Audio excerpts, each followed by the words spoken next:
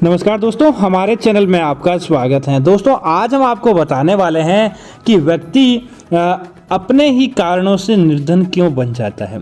भगवान श्री कृष्ण ने भी बताया है कि किन कारणों से व्यक्ति गरीब होता है और ऐसे क्या कारण होते हैं जिसकी वजह से वह लाख चाहे प्रयत्न कर ले उसके बाद भी उसे कई प्रकार के दुखों का सामना करना पड़ता है।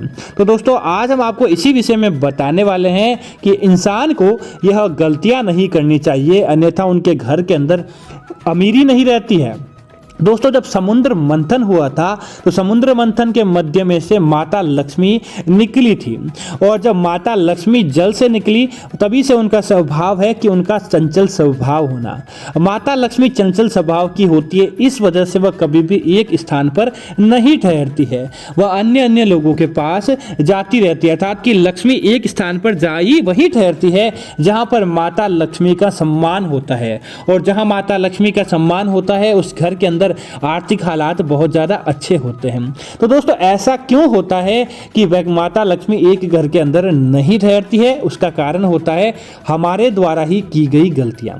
दोस्तों, ऐसा घर जहां पर हमेशा गंदगी रहती हो, उस घर के अंदर से एक अलग ही तरह की दुर्गंध आती रहती हो, उस घर के अंदर से बदबू आती रहती हो, उस घर के अंदर माता लक्ष्मी कभी भी नहीं रहती है। क्योंकि दोस्तों, जिस घर के अंदर ऐसी दुर्गंध आए जिससे व्यक्ति बाहर वाला कोई भी खड़ा ही ना रह सके, क्योंकि सात्विक मन हो जहां होता है, सात्विकता होती है, जहां पर अच्छा वातावरण होता है, सकारात्मकता होती है, वहां पर देवताओं का वास होता है। लेकिन एक प्रकार की दुर्गंध आना माता लक्ष्मी को आपके घर के अंदर से रोक देती है। तो आपको अपने घर के अंदर से सुगंधित चीजें, अर्थात कि अच्छी पूजा के अंदर सुगंधित चीजों को जलाना चाहिए और अपने घर की स्वच्छता का ध्यान देना चाहिए, ताकि आपके घर के अंदर कुछ हमें ऐसी गलतियां ना मिलने को मिले और साथ ही साथ हमें अच्छा परिणाम देखने को मिले।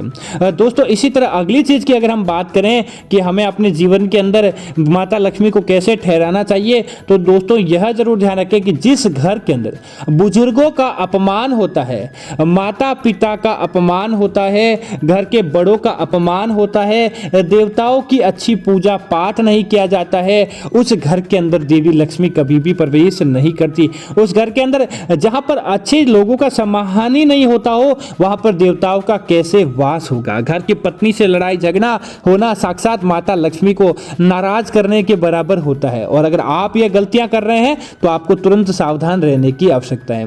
दोस्तों, अगली चीज है कि पूजा पाठ के अंदर कोई गलती कर बैठना। दोस्तों, अगर आप अपने घर के निमित्त पूजा पाठ करते हैं तो ध्यान रखें कि पूजा पाठ के दौरान कोई भी गलती नहीं करे, अर्थात कि देवताओं का सही तरीके से मंत्र जाप करें। स्नान आदि करने के बाद ही पूजा पाठ करना चाहिए। पूजा करते समय उबासी, जमाई या आलस्य के साथ या बिना मन के आपको पूजा नहीं करनी चाहिए। यह आपके पटुए को, आपके पर्स को खाली करवा सकता है। दोस्तों, जब भी आप अपने घर के अंदर प्रवेश करें तब ध्यान रखें कि जूते चप्पल की एक हद होती है, उनको सीधा रखना चाहिए, और अपने घर के अंदर बाहर के जूतों को लेकर नहीं आना चाहिए, क्योंकि बाहर की नकारात्मकता को हम अपने घर के अंदर प्रवेश नहीं करवा सकते। इसलिए आपको जरूर ध्यान रखना चाहिए, घर के जूते चप्पल कभी भी बिखरे हुए नहीं होने चाहिए। जहां पर घर के जूते चप्पल बिखरे हुए होते हैं वहां पर एकाएक नकारात्मकता बढ़ जाती है और वह आपको उचित परिणाम नहीं देने वाली होती है। दोस्तों, इसी तरह घर का मुख्य द्वार हमेशा साफ रखना चाहिए।